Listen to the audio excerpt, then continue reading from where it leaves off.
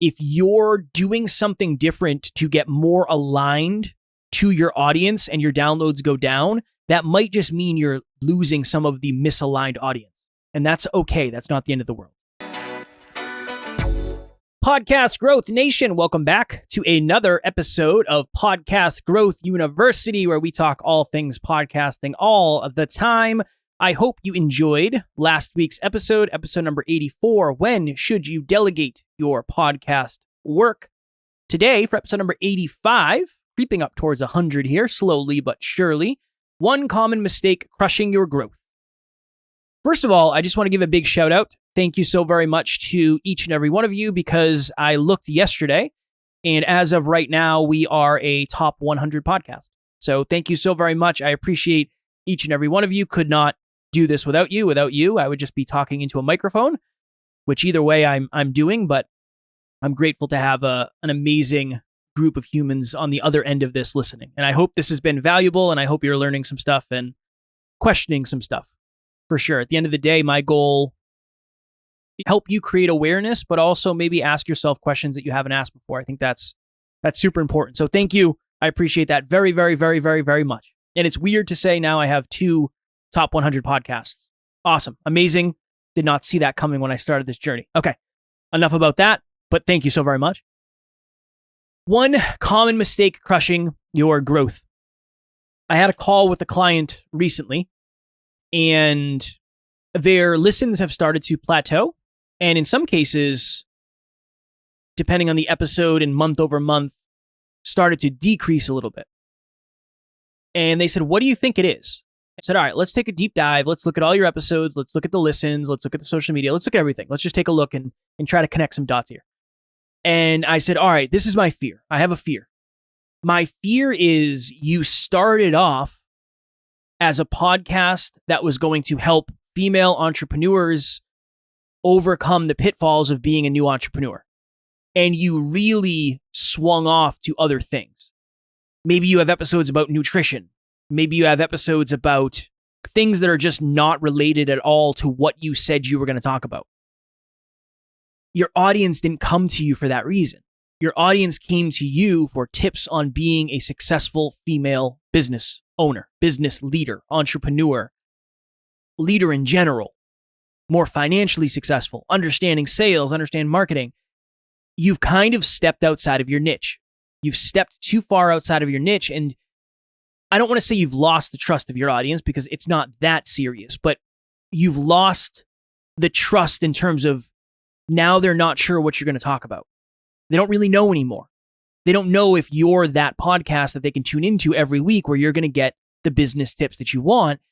Maybe they already have a podcast that they listen to that talks about health, it talks about nutrition, it talks about exercise, and it talks about hydration, whatever it is. So here's the one common mistake potentially crushing your growth. I hope it isn't. Getting too far outside of your niche and not focusing on your audience like you did in the beginning.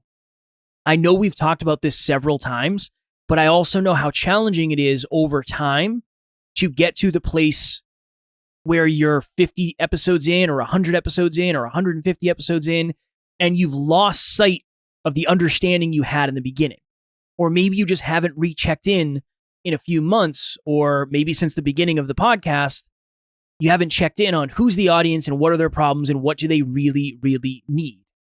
I'm getting constant reminders of that because I help so many people start shows, and my questions are, who is your audience? What problems do they have? What are you going to say to solve them? What are their buzzwords? I'm saying that all the time to people, so it's just a constant reminder to me to make sure I keep focusing on that. But this is that really, really fine line where if you start a podcast with a promise of content, a promise of specifics, and you get however many episodes in and you decide, you know what, I just want to interview people on what I want to interview people on, you're most likely going to lose listeners. I'm not saying that's the end of the world, as long as you're aware of it. So getting niched and then stepping outside of your niche can be a very, very, very dangerous game, and that can really, really crush your growth because you can lose a lot of momentum. Here's another one. This is kind of a bonus one that I wasn't planning on talking about, and it makes sense when you crunch the numbers.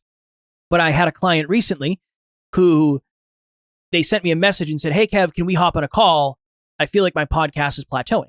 And I said, yeah, absolutely. Let's do it. Here's my link. I haven't talked to you in like a month anyway, so let's hop on and just catch up. And this person decided they were going to go from 2 episodes a week to 1 episode a week.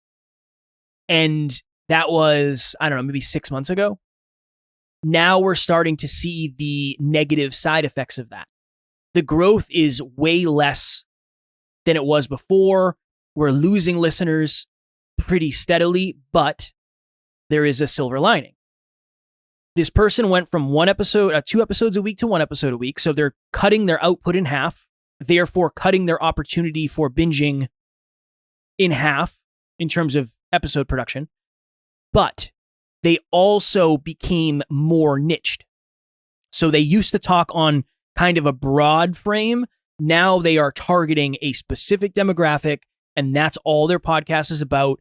And they are okay with losing people who shouldn't be there in the first place. Now, this is a short-term loss for a long-term win. And this is the question I asked them. And this is a question that I would ask you as well. What's more important to you? Getting exposure to 100 people and having 75 of those people listen, even though the show isn't really for most of them, or getting exposure to 100 people and having 25 people know exactly what you're talking about and tuning in because you're talking about exactly what they want to hear. And this person said, I'd rather have the 25. I said, then everything we're doing is in alignment. Now, going from 2 episodes to 1, I told them you're going to see a downtick. But if the amount of episodes is overwhelming you and it's not sustainable, that's going to happen at some point anyway. So don't worry too much about that. But that's another way to potentially crush your growth. If you go from 3 episodes a week down to 2 episodes a week down to 1 episode a week, obviously there isn't as much bingeability on the week-to-week basis. So again, different podcasts are different in terms of this stat. But some podcasts, let's say they get 1,000 listens in a day, the majority of those listens are not on their most recent episode, or at least most recent episode. It trickles down. So again, think of it.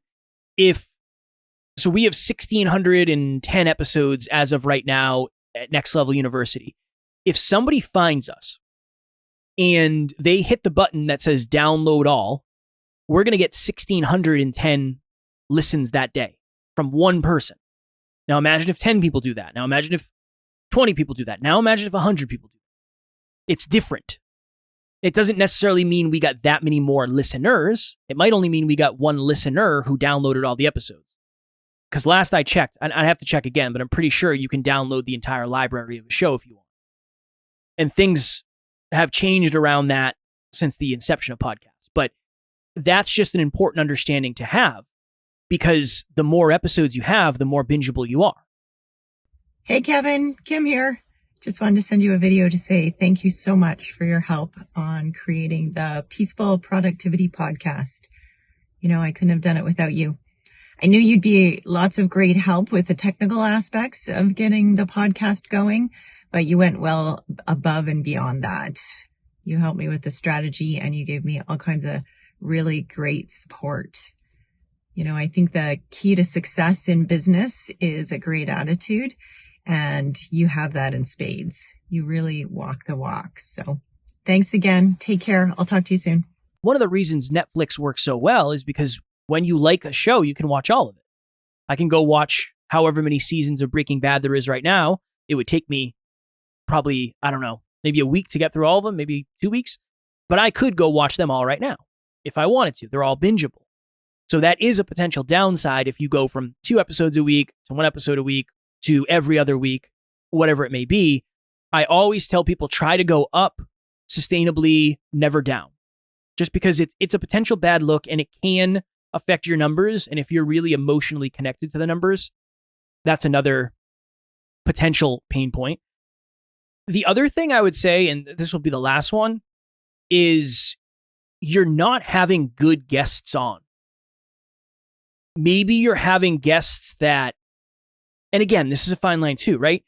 maybe you're having guests that you want to have on just to scratch an itch, but it's not what's best for your audience. That's a really simple way to crush your growth, because again, anything you do that loses trust, that breaks trust with your audience, is not going to be a good long-term thing. They're going to go find another show. So at the end of the day, all of these things really fall under the umbrella of not focusing enough on your audience and focusing on something else instead. Now, if you're doing 3 episodes a week and you're burning to the ground doing it, going down to 2 episodes a week, there is a detriment to focusing on the audience too much. So I'm not saying don't do that, but just understand the potential downside of it. Your numbers most likely will reflect it. We do 7 episodes a week. Imagine if we went down to 1, it would be a completely different game. It would just be so much different. It would be so much different. At some point, I most likely will do, I don't know, we'll see. I'll most likely get to the place where I'm doing more than 1 episode a week here. But right now, it's not sustainable. It's just not sustainable yet. There's a lot of things I'll do eventually. It's just not time yet. It just hasn't become the most optimal way to do it yet. And when it is, then I'll start doing it. So the 3 were not focusing on the niche. So if you started as a self-improvement podcast and then you go to a completely different genre, you're pretty much starting over to a degree, because a lot of your audience is going to go because that's not why they're here. Why is your audience there? We have to focus on that. So that's one thought. Another thought is, if you are having guests that just aren't good for the brand, and maybe you're only having them on because they have a big social media following or whatever it may be, that's another big one. And then going from 2 episodes a week to 1 episode a week, or 3 to 2 or whatever it is, going down is a potential. I wouldn't put that one in the same bucket. That's a potential. Because I know some people who have started their podcast by doing an episode every day for a month, and that was kind of their launch point. That's different. That's kind of a different example, because that's a launch strategy versus just a consistent growth strategy. Now, again, like I mentioned, if you want to niche even more and you want to go from I'm a fitness podcast to I'm a fitness podcast for stay-at-home moms, your listens might go down initially. But that does not mean you're not getting more aligned listeners. So that's we could do a whole nother episode on that. So don't just look at the listens and allow that to dictate whether or not you're winning. I'm pretty sure we did an episode where we talked about, are you measuring the right results? Download numbers are important, but if you're doing something different to get more aligned to your audience and your downloads go down, that might just mean you're losing some of the misaligned audience. And that's okay. That's not the end of the world. As much as emotionally it kind of sucks. But that really is the thought process, is how long can you stay on course with what you started with? Now, yeah, you're going to evolve and you're going to grow and you're going to try out different things, of course. But the goal is to make sure you're serving the same audience. Have you ever fallen in love with a TV show and then season 2 or season 3 or season 4 rolls around and something is just different? And I've said this to my wife so many times, they're going to find a way to screw this up for me and I'm not going to like it anymore. Now, again, maybe they're not doing that intentionally, and maybe I'm not the typical audience. I don't know. But there have been shows that we started where I get to the 3rd season or the 4th season and it's like, I can't do this anymore. Something's changed. I feel like they forgot about the audience and they went in a different direction. So that's kind of a rough example. Now, actors and actresses have kids and families, so things change. So don't take that too literally. But maybe you've experienced that with a TV show, or maybe you've experienced that with an artist, a musical artist that you are super into. Maybe you experienced that with a restaurant, where a restaurant used to do stuff in a certain way, or it used to have certain menu items and it got rid of it. Again, I know there's a lot of logistics behind that, but what was your relationship with the thing when they switched up? If it was negative, that's kind of the point that I'm trying to make here for this episode. All right. As always, if you are struggling with even naming your podcast, maybe you're new and you're starting your podcast, your very first one, and you need help naming a podcast, maybe you need help figuring out what your audience pain points are, what your audience's buzzwords are, whatever it may be. You want to monetize, you want ideas on how to do it. I will have my link in the show notes, as always, for a free 30-minute podcast breakthrough session. I would love to chat if you need help. Next week, and I should have done this episode sooner, probably. Next week for episode number 86, how long should your episodes be? That is one of the questions I get asked very often, and there's a lot of different answers for it. So next week, we'll do a deep dive into that. If you ever want me to do a specific episode, if you ever have a question, and it'll always be anonymous. You shoot me a DM on Instagram. My handle is @NeverQuitKid.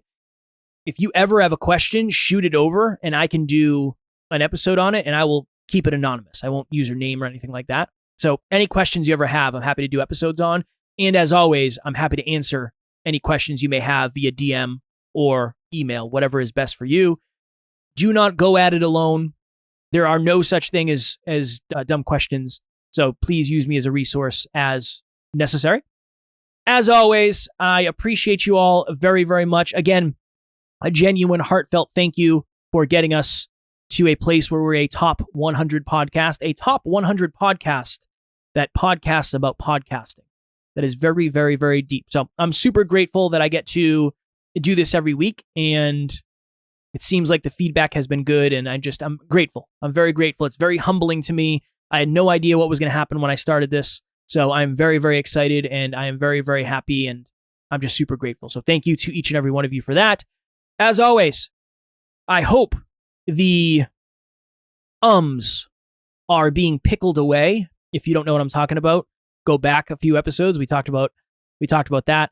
I hope the people around you are really starting to believe in the mission, in the podcast, in the business, in the purpose beyond it. And I hope you're feeling confident. I hope you're getting some really good guests. I hope you're having some breakthroughs. I hope you're doing solo episodes that feel aligned and you feel confident doing them. I hope you're growing, and I hope it feels as good as possible. Until next week, keep on crushing it, keep on podcasting, and I will talk to you all